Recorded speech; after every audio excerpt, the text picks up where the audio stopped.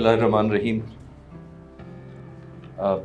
Honorable Foreign Minister Kusiri Saab, distinguished ladies and gentlemen, शायद इतने distinguished हैं कि अगर मैं नाम लेने लगूं तो शायद आधा प्रोग्राम उसी में गुजर जाए, तो pardon my inability to take the name as an honor.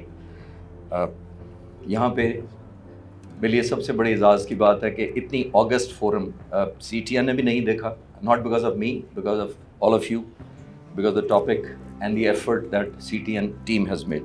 So credit goes to them. यहाँ पे मेरे इतने mentors बैठे हैं, मेरे उस्ताद बैठे हैं, एयर मार्शल समीतूर हिज हेयर, वॉर वेटरन्स वो बैठे हैं, wing commander Salim Baig Mirza and group captain मेतला, वो बोथ वॉर वेटरन्स. मेतला साहब इज़ 73 अरब इसराइल वॉर में ही वाज, जब पाकिस्तानी पायलट्स ने शूट डाउन किया तो he was the air defence controller from the ground controlling Pakistani pilots. Wing commander Salim Baig is the only veteran Pakistan और India में 1971 में जिनके 2 किल्स हैं, हिंदुस्तान के 2 कंफर्म जिनको हिंदुस्तान एक्नॉलेज करता है. If it was not my instructor air marshal समीतूर साहब एंड दीज वेटरन्स हियर, जिन्होंने मुझे सिखाया कि हवा में फेवरेबल एयर सिचुएशन कैसे पैदा करनी है, तो शायद मैं आज ज़मीन पे फेवरेबल सिचुएशन ना पैदा कर सकता. Ground favourable situation I owe it to them, और शायद मैं बैक ऑफ भी कर जाता because they taught me to stay on and face the challenges. So here I am. Ladies and gentlemen, let me start with an operation Eagle Claw, April 24, 1980. ये operation है American forces ने किया with the help of numerous helicopters C-130s against Iran. मकसद था 52 अपने hostages को रिहा करवाना after the Iranian had taken over the embassy staff hostage after the revolution 79. But it was a competition between the firepower versus the fate. एक dust storm आया, the operation failed miserably.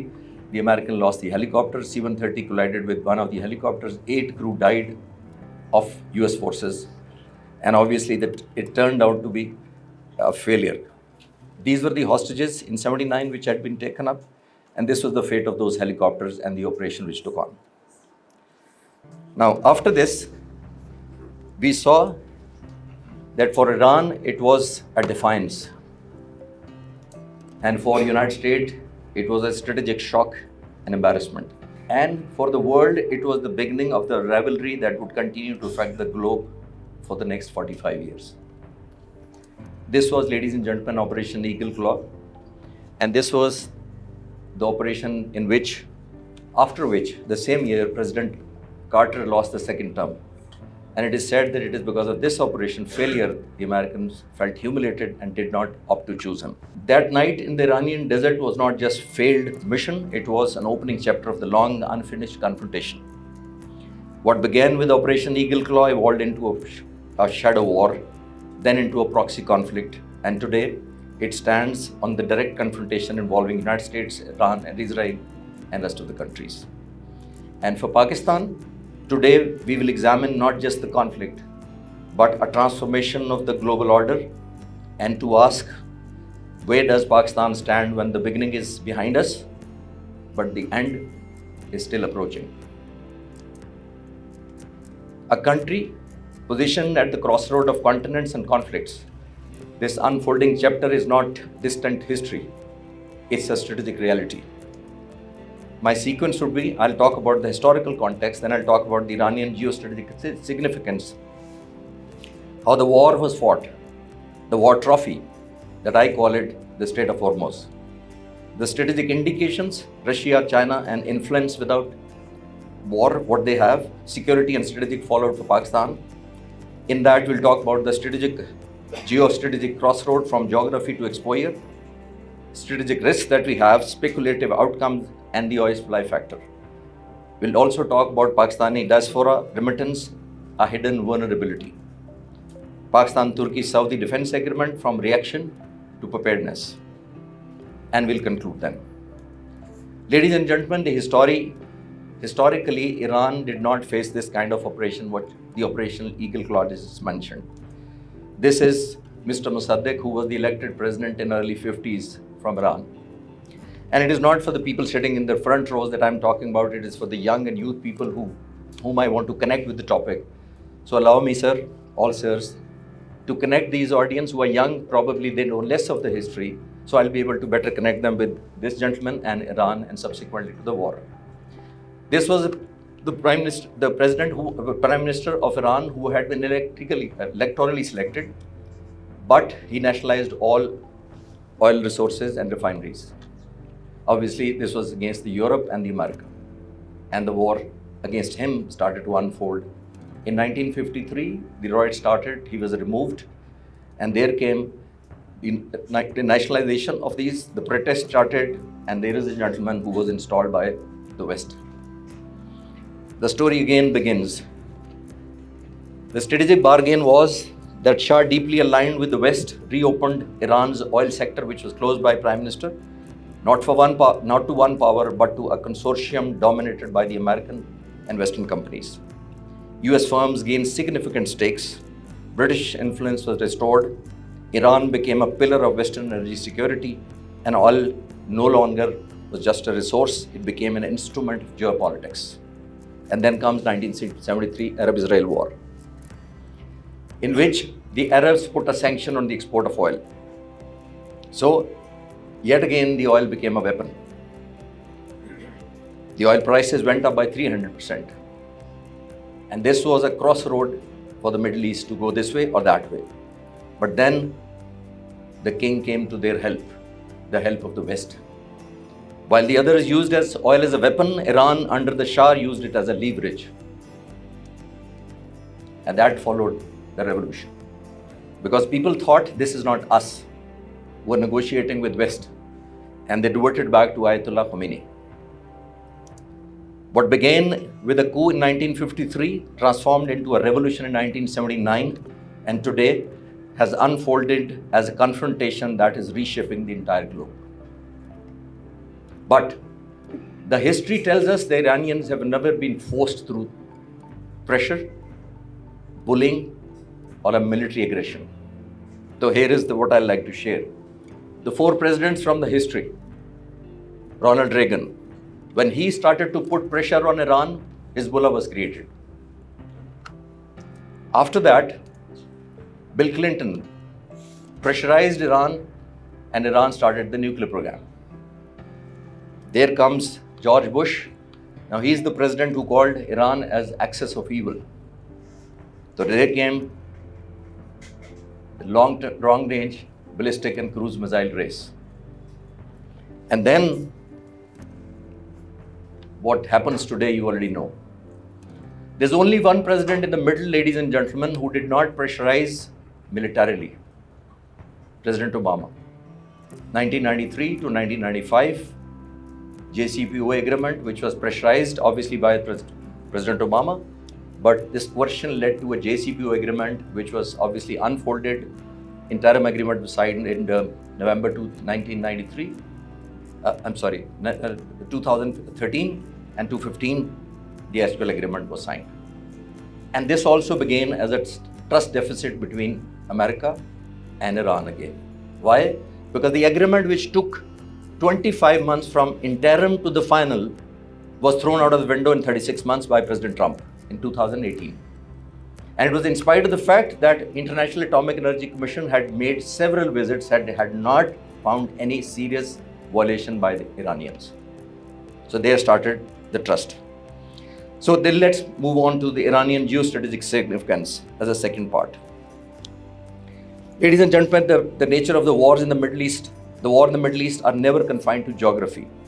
They redraw maps of power and influence across continents. Today, the conflict is not just a regional crisis. It's a systematic shock to the global order, and Pakistan sits at its strategic crossroad. Now, Iran geography has been one of the most important leverage that media talks less and the Americans understood the least. Let me support my argument. And it is not for the first 5 rows. There is a question that I'm able to ask, and it is for people who are less than 30, and I'm sure all ladies are less than 30. The question is, Iran has to cross how many countries geographically to reach Russia and China, the next 2 superpowers after America? Just keep this question pending. It was just to keep you awake, which you're already wide awake, obviously, but it's for food for thought. I'll share the answer a little while later. How many countries Iran has to cross before Iran connects to Russia and China? Geostrategic significance. Let me share another screen that it shares borders with 7 countries and it shares the coast, maritime coast with 6 countries along the Gulf countries. So that's the kind of significance that you see in Iran. Now, one thing that the Americans totally forgot was that Iran was comprising of almost 48% of almost desert and 52% of the plain and 48% of mountain and rocky geography. Let me also share why, because I'll refer it to Iraq. Americans took this country as just another Iraq. Iraq is 4 times smaller than Iran. And let me share the geography comparing Pakistan. It's almost double than Pakistan, Iranians. If you see that very closely, we have obviously mix of all, but Iran is mostly rocky, as I said. Now let's compare the Iraq, what misunderstood by the Americans. Now look at the terrain on the right, on the left. This is Iraq, that's Iran. Now look at the attack when the Americans did against Baghdad at the time of Saddam Hussein on both the screens. So they followed from almost the green patch, from there and from the seaside, and they did not face any interference. They had already bombed Iraq for 40 days. And obviously they had smoothened the ground. Now there's a disadvantage in the desert because you cannot conceal or hide. It's very difficult. The mountains give you a natural camouflage and the resistance against the bombing because of the nature of the terrain. So that happened here, was applied in Iran, and that has been the biggest miscalculation. And that tells me the gentleman, Mark Twain, died in 1910, and look, almost 115 years back what he said. And the Americans are still learning geography. Now let's talk about the Iran comparison from the geography point of view, because this is the most neglected area in this war. Iran is about 62% of all the Middle East countries, including Saudi Arabia. Now when you look at this screen, Israel is 75 times smaller than Iran. So that means it's 75 times bigger, Iran. Look at the reaction dilemma the Iranians have or versus the Israelis have. If that has not ended, let me share how big it looks. It's almost, Israel is about 40 times smaller than Pakistan. To make it even more simple, it's almost 1/4 of our province KPK. So that's the size of Israel against Pakistan. 1:70 for Iran, 1:40 against Pakistan. Now here is 1600 kilometers range that Iran has displayed to target Israel. If you look at it more closely, strategic importance obviously is extremely important. Let's look more closely now. Now, instead of going into this cluttered map, I'll take you to a simple map. Now, look at it, the location of Iran, China, Russia, the seas in between, and look at this. Now, the Caspian Sea connects with Russia. Let me also remind you, ladies and gentlemen, that the agreement which took place in the name of JCPOA in 2015, Iran had voluntarily given 8 tons of nuclear enriched material through Caspian Sea to Russia. I'm saying voluntarily, and I'm saying 8 tons. And today we are talking about 400 kilograms, what Iran has. So Iranians know that if by giving 800 tons voluntarily we could not get what we should have gotten, why should we give 400 kilograms? So I wanted to draw your attention to that. So this is the significance, and now the importance of Pakistan has been huge, obviously. The importance of this region, strategic importance, and I asked you a question a couple of minutes back. So any young mind ready with the answer? How many countries Iran has to cross to reach these 2 countries, Russia and China? 1, 3, 5, or 8?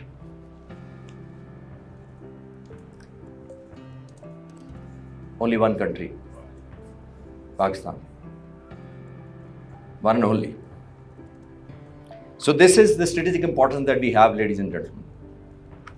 Now let me take you back to the strategic importance of Iran and especially Strait of Hormuz. Now the biggest oil moves from Strait of Malacca, which is obviously close to Malaysia, and in that obviously has been one of the most significant advantage to Malaccan people. However, world has now known that almost 21% of the oil passes through Strait of Hormuz. Now let me come to the third topic, how the war was fought. You have heard a lot about the war, ladies and gentlemen. I'll not talk about the tactical detail, mission-wise, but I'll summarize. I'll talk about the losses. I'll talk about the impacts. I create the influence in your mind, what the Americans or the Iranians and obviously backed by Israelis collectively have done to each other. I was talking about the geography. Now look at the geography. This is Strait of Hormuz. Look at the terrain, which is just opposite towards the Iran side. And look at the strategic advantage. It's all rocky. The Iranians have dug in their missiles, their industry, their launching pads and drones well into these hills. So when you bomb these rocks, it is extremely difficult to connect a missile, obviously, or a bomb with these factories, which are almost underground and almost interconnected. Even if they block one passage, the Iranians go out and use the other passage to come and launch the missiles on the Americans. And that is what gives them a huge advantage. And that is what you see. And in spite of President, no less than President America saying that Strait of Hormuz is open, we tend to believe what Iran says. Is it open or not? Now let's move. Most of the time we think that the oil obviously is going where? It's only 24% which is going up towards the opposite side, towards Western Europe, and it's 76% is divided between these 5 countries, China, India, Singapore, Japan and Korea. They import 76% of oil. Now 21 million barrels of oil goes through in the regular days before the war every day from Iran. Over 3 billion liters of oil flows in, used to flow. Now, if obviously the young minds may not be able to appreciate how much is 3 billion liters, so I draw a swimming pool to make us better understand. It's not one swimming pool, ladies and gentlemen. Olympic-sized swimming pools equivalent to the oil which used to flow every day from Strait of Hormuz. That is why the world is affected. Now let me take you again to the Strait of Hormuz again. Now this is Strait of Hormuz. On one side is Oman, the other side is obviously Iran. The most interesting fact which media does not talk is, and probably we should all be aware, more importantly, before the war, all the ships were coming in from Iran side, the empty tanks. This was the procedure, this was the SOP, and were loaded and going back from Oman side. The interesting part has been that this width is 35 only kilometer. The narrowest is 35 kilometer. But the usable lanes are only 3 kilometers on each side. Now this will give you a better picture if you look at from the front. That it is because of the less depth, it is 30 to 70 meters of depth on the Iranian side, on 200 meters of depth on the Omani side, which is backed by the American control. And this is how the world was trading the oil through this. Today the things are very different. What Iran is asking, that yes, I was letting the ships empty go from my side and loaded let go from the Oman side, and I did not bother the ships which were going back from them on the Omani sides. But now I have control, the information and the update and data about both the ships. And this is what it does. And what Iran has demanded today, control both sides of Strait of Hormuz. And it says it's not just one half, it's both the half. And both the half means, ladies and gentlemen, that much more influence. And this is the leverage which Iran wants to have. And obviously, the Iranians say that we have earned it. Because before the war, we all agree that none of us, most of us, could have predicted that this will become the war trophy. It was something else. Yet again, philosopher Ambrose Bierce, very interesting, he says the war is God's way to teaching Americans geography. So I'm not teaching them. These are those people who said it probably 100 or 50 years back or something like that. So the question is the Strait of Hormuz leverage forever? Now many people ask us, will this leverage be continually exploited by Iran? And my answer is possibly no. It has an expiry date, ladies and gentlemen. And why it has expiry date? Let me share why. Now Saudi Arab has started to develop, which had already developed, on his Red Sea coast, which is on the left side.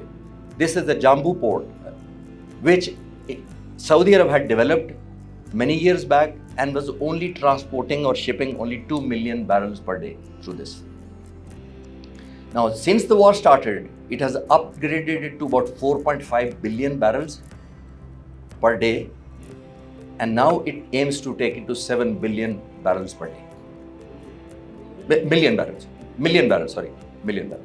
Now look at the UAE side. UAE had a port or has a port at Fujairah.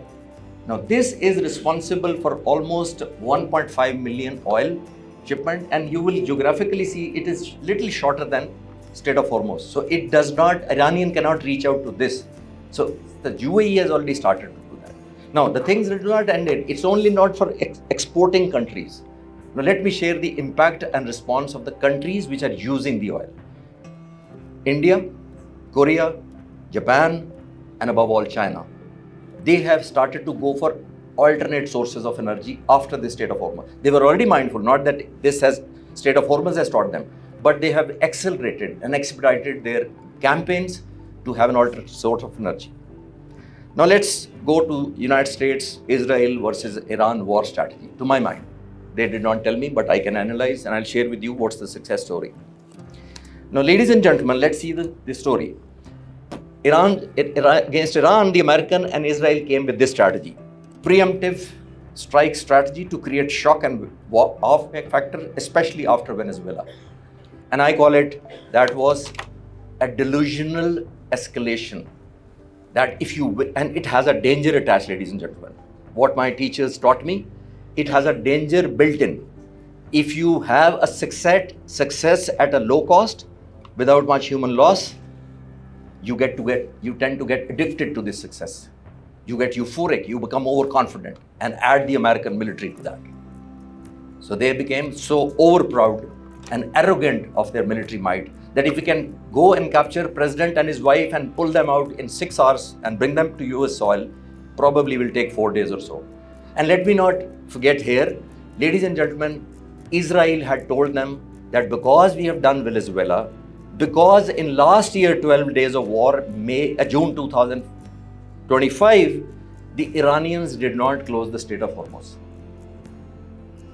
And American thought that because they could not close it for 12 days, so they have a slow reaction time. So when this 2026, they unleashed the war, Israel had told them that it will be well before 12 days, which the last time we saw, that we will overpower, we'll throw the government out, and it will be ours. Because they do not have the capacity to block Strait of Hormuz. So this was yet another miscalculation on the part of the Americans and Israelis. Now, regime change, obviously we all read, and target Iran's nuclear program, and ladies and gentlemen, degrade ballistic missile capabilities. And let me focus on degrade. Why do I say degrade? Now, substantially degrade was desired not by America, but by Israel. Why? Because ask the air warrior sitting here, it is the deliverance which gives you credibility. Ladies and gentlemen, when you explode a bomb, that's the only bomb, one-time explosion that you do on your own soil. For the future, you have to explode it elsewhere or keep creating a threat that we will explode it. And that gives you leverage. And when that gives you leverage, obviously that gives you bargain. So this was the only time Iranians were knowing about it. Israel wanted that this degradation of the ballistic or cruise missile has to be done as a priority. Israel's priority, ladies and gentlemen, is even more against these as compared to any other arsenal or nuclear program itself. The Israelis are more keen to destroy the delivery mechanism. Because if you do not have delivery, you can have 100 bombs, where to deliver and how to deliver. That's a dilemma. Now, the regional power blame, obviously, they wanted to have a balance and aim for the dominance in the West Asia. 28th of February this year, when I was coming on media to talk about this, because courtesy to Pakistan Air Force, last May 2025, they trusted me with a lot of information I was sharing with media, so media thought that I can probably contribute in this war also. The time will decide, did I? And on 28th of February, when President Trump came on the television and gave a victory speech, you remember, we've unleashed and invited the Iranian people to come and take over. On that particular day, I said, this is a faulty strategy. And I said, this is a non-starter. And I said, this will not succeed. Not that I could predict. I cannot predict a minute later. But I could foresee through the teachings of Air Force that you do not do two blunders at one time. The Americans did two blunders in that war. And I'm not saying today, ladies and gentlemen, after 6 months. I said it at 28 February 2026. One blunder, you eliminate 49 leaders on that one strike on 28 February. Overall, 135 leaders in one year. Add 19 nuclear scientists. And the biggest mistake the American did was inviting Iranian people to come and take over their government. This was a non-starter. You do not eliminate the leadership. You teach them lesson. You change their mindset. You enhance your influence. You ask them to say sorry. So it should remain to be those people who you beat them. So they come back to you and saying, we are ready to compromise. When you eliminate leadership, and especially the spiritual leader, Ayatollah Khamenei, it's no more the war. It's no more the anger. It's no more the sovereignty. It's no more saving the government. It's revenge. You add revenge to it. That's what we saw in this war. And this, what I said, was 28 February. I said, now they've added an anger to the fight. Number two, you never asked those people to take over whom you were to bomb in next 4 months. How can you ask? God forbid India attacks Bahawalpur and Murid and tell Pakistanis to take over. I mean, you got to be out of your mind. Okay, let's move forward. Ladies and gentlemen, the Iranian war strategy. And this war strategy, again, I said at the beginning of the war, the first day, the media asked me, how will the Iranians win the war? I said they should do two things: sustain and survive. They will win. Today, history can be best judge. Now let's talk about the support that went in for this war, and especially to Israel. Because without that, we will not be able to comprehend the severity of this. America's largest support in last 78 years, I only calculated 78 years so that we better understand how much America has supported to Israel. 178 billion only military hardware I'm talking about. The next support comes to Egypt. And next support comes to Afghanistan, Taliban, including both the regimes when obviously they toppled, and then the compensation of Vietnam and Jordan, rest is history. So look at the military hardware, what they're given. Now look at what kind of missile have they given them. Everything possible, because the positive time I'm not explaining. This is in addition to those dollars, 190 million, that what they've given, billion. Now, for the interest of youngsters, we've heard a lot about Iron Dome on the Israeli side. So I added just one slide to share with you how intelligent this weapon is, because tactically probably you will not be able to excited about it. The most interesting part of Iron Dome, which almost miserably collapsed, that too also, it has an intelligent mapping of the area that this missile is defending. Now, it has Israeli map fed into this. It intercepts or sees the missile coming towards Israel, and predicts the trajectory by saying where this missile is going to fall inside Israel. Because it has a map, so it correlates the incoming threat. If this missile is likely to go into some farms, open desert, or into rocky mountains, it lets it go and doesn't waste the missile. That's the kind of intelligence level that they have. That's the level of counterintelligence that the Iranians had. And that compelled the West, because they had modified their weapons to not only detect, but rather deviate. And the Americans and the others call it, the Iranians are using dancing missiles. They would dance because, like this, they would evade an incoming trajectory which is likely to target them. Now, we all had read this almost $4 million versus the 35,000 Patriot and everything.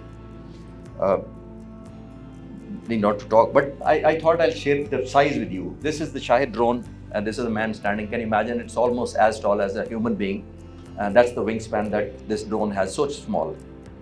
And it's just more than a human being's length. It can fly at a speed of 150, 200 kilometers, but very hard to intercept. Now look at the stockpile, all missiles that I've talked, because there's no time to talk about each, but look at the central figure. Every weapon has fallen down to from 35% to almost 45 to 55%. Now, how much time will they take? This slide tells you. Now, left is how much unit they create per year in the blue. And right side, it says the month that I've already spent. I calculated that how many months will they take to reach to the same stockpile, which was before the war. Now, it's not weapons only, please. Let me add here. When Americans fire a weapon on the Iranian soil, there are many countries which are happy. China, Russia, above all. Now, why? Because, let me cover only the Chinese part. Americans have to look after every misadventure of Israel. So they need these defenses and missiles to be provided to them.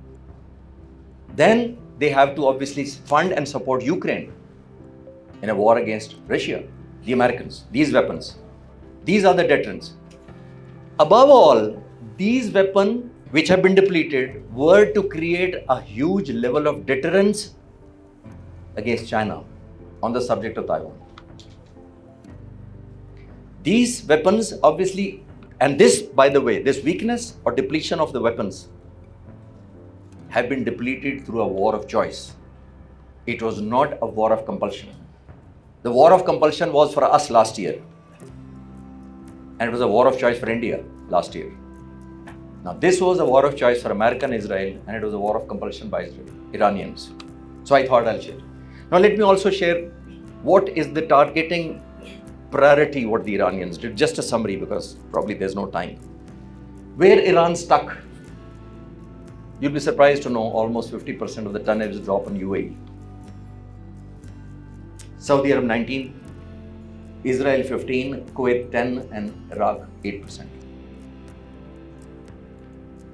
Rest is your guess. A lot of huge intellect sitting here. I thought I'll summarize this and share with you what's their priority. Now, these are the different weapons that they've used against different, this details, if somebody is interested, I can go through. And this is the plotting that you see. These are the kind of targets that they hit. Both the red and the blue. This is the need of the hour for the Americans. They are raising a demand for the advanced munition procurement for 2027, 1.5 trillion, and this is 45% increase from year 2026. That tells you the losses they've suffered. This is the Shahid drone we often keep talking about. Fourth, is the strategic indicators that we have. Now, these are the oil producing global recoverable oil countries. Iran is number 3, that we already know. But let me share an interesting data with you. In 2018, this was the oil export from Iranian side. On the left is 2017, and the right is last year, 2025, before the war. Now imagine the countries backing off because of the American pressure last year, last 5-7 years. When they backed out, and today only the Chinese are bold enough to before the war I'm talking, to import the oil, and that too on a very economical rates from them. So this tells you a story, what the oil can do. Now let me also share another data with you. Now this is a non-oil producing countries with the maximum oil storage facility, because I'm going to connect it. I'll come to you and share what Pakistan has to offer, because that's the most important part. So Russians basically is not a frontline combatant, but it's a far from neutral. It provides diplomatic backing to Iran, intelligence and logistic support indirectly, avoids direct military intervention due to the ongoing commitment to Ukraine, risk of confrontation with US and Israel, and Russia prefers to shape the battlefield without entering it. So Russia, summary, is not trying to win the war, but it is trying to win from the war. Now let's also look at China. If China represents the economic future of the region, Russia represents the strategic opportunism of the present, leveraging instability, balancing rivals and extracting influence without direct confrontation. But the China's part has been most interesting. China avoids direct military involvement in the conflict, projects influence through economic leverage, diplomatic engagement, strategic signaling. China does not enter the war. It redesigns the environment around it. Where the West deploys fleet, China deploys ports, pipelines, and projects. Ladies and gentlemen, if Russia exploits instability, the China seeks to prevent it, because its rise depends not on the conflict, but on the continuity of China. Now, strategic state for this area, energy, obviously we all know 21 million barrels, 30% of the global LNG that we all familiar. US military has 780 bases in 80 countries.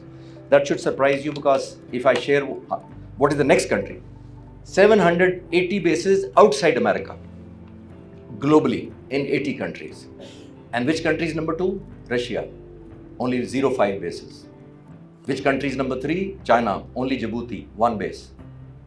So that tells you the desire of the influence of the Americans. How much do they want to reach? So US military obviously has 19 bases here, and Iranians have stuck the missile long range, and Pakistan has imports of 70 to 80% of energy needs from this corridor. Remittance coming from Gulf are 20 to 25 billion. Now let's emerging realignment check. The war exposed the security formula that had governed the Gulf for the decades, built around US bases, early warning systems, and allied defenses. And let's talk about Turkey before I close. A new bloc, ladies and gentlemen, outside GCC has formed, obviously around Saudi Arabia, Qatar, Egypt, Pakistan, Turkey, and notably UAE without it. This Saudi, Turkey, Egypt, Pakistan coordination obviously increases with the separate clusters of tribes linking to Iran, Israel, India, Greece, Cyprus, Ethiopia, and for sure some Arab countries. The old axis of Hezbollah, Houthis is evolving to downplay, obviously. The Muslim countries earlier considered soft towards Israel are facing a challenging situation to maintain their previous standards. Now, Turkey obviously has risen. Let me quickly go through it. Pakistan and Turkey are now opening the new defense ties, regional connectivity, trade routes, and new alignments. Gulf intra-rivalry, we already just talked about it. I'll skip this. Let me quickly talk about this, the broad spectrum of the war. The war has been for these two words on both sides. Who can inflict more pain and who can endure more pain? Now this is first part of the war, the Iranians endured the pain, and the American thought we can inflict more pain.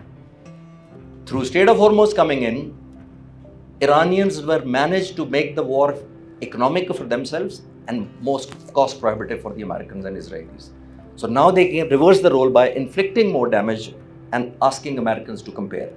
So these three leaders have been in the reaction dilemma. Survival, voting coming up after 2 months. Mujtaba Khamenei, he knows that I earned this leadership. Pakistan is at the epicenter, not a bystander. Please remember, हमारी location और हमारे strategic indicators are different. Now, this presentation will not be complete unless I talk about Pakistan at the bottom. Now, look at the oil consuming countries. We are only consuming 1 million barrel, and the United States, China are almost 16.4% of the globe. But the worrisome part has been our storage capacity. Uh, Let me compare China. They have a storage capacity cumulatively almost 25 to 30 days for the private sector, and the governments have it 70 to 90. Chinese more 17 times approximately more oil than Pakistan, but they have a storage of 70 to 90 days. We have only storage of 24 to 80 days, 28 days, in spite of being 17 times less than the Chinese. Now, let's talk about G. ये remittance है जी. I thought I'll share with you. This is coming from different countries, and जो remittance का inflow की amount है, this obviously huge limit which is coming from there. Risk versus impact: oil, energy, maritime, economic, diplomatic, and security. Shadow right side पे है. What is the highest impact and what is the lowest impact? Pakistan की जो opportunities हैं, Pakistan has been elevated to the regional stakeholder, to a diplomatic facilitator, uniquely positioned to bridge between competing blocs, and obviously world is reaching out to us. The opportunities Pakistan can offer Gulf state with the strategic reassurance, obviously without the formal treaty. And ladies and gentlemen, let's move forward to this agreement which you may be more interested to hear, the policy response from reaction to preparedness. This has been obviously a defense agreement between Saudi, Pakistan, and which was unleashed obviously and told to the public. These countries converge with their own strengths. Turkey brings the second largest NATO military and defense industry. Saudi Arabia brings the financial muscle, whereas the Pakistan brings the military experience obviously and the nuclear deterrence. A combination will be far obviously more potent, more reliable and verifiable. Let me talk about Indian dimension. The pact unsettles India. Landing amidst heightened hostility, India and Indian analysts see Saudi commitment that any aggression against any country shall be considered as an aggression against both or all three of them as a direct concern given on the Kashmir policy. India now faces the prospects of Pakistan's nuclear capability being indirectly linked to the major Gulf power security, complicating India's efforts to balance strong ties with both Saudi and Israel. Indian government has said that we are watching it. Bottom line, ladies and gentlemen, is that Pakistan gains diplomatic leverage, investment potential out of the situation, a claim to regional indispensability, and challenges faces risk of entanglement with Iranian interest, added friction with India, pressure to clarify how far its nuclear umbrella extends without alarming the Israel or overcommitting military to conflicts not of its choosing, the Pakistan. So last slide, two proposed slides I'll share, that building the present dynamics, move from ad hoc reaction to the structured preparedness across diplomacy, military economy, and the nuclear program.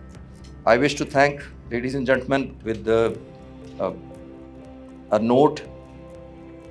Let me share the last slide summary of this. Pakistan's leverage right now comes from being useful to everyone without being influenced by anyone. The biggest strategic risk is not the pact itself. It's letting ambiguity on nuclear scope, on Iran, on India get resolved by other actors' worst case assumptions instead of Pakistan's own clear signaling. So to conclude, I like to say, war beyond borders is no longer a metaphor. It's a reality. In this evolving landscape, ladies and gentlemen, geography places Pakistan at the crossroad, but strategy will determine whether it stands as a victim of events or a shaper of outcome. For Pakistan, the real question is not which scenario will unfold, but whether we are strategically prepared for them all. So before I conclude, I like to offer a prayer as a last slide. I pray when the history of this war is finally written, I pray that Pakistan must not be remembered as a country the storm simply passed through, but a country that read the storm correctly and turned it into a strength. Thank you.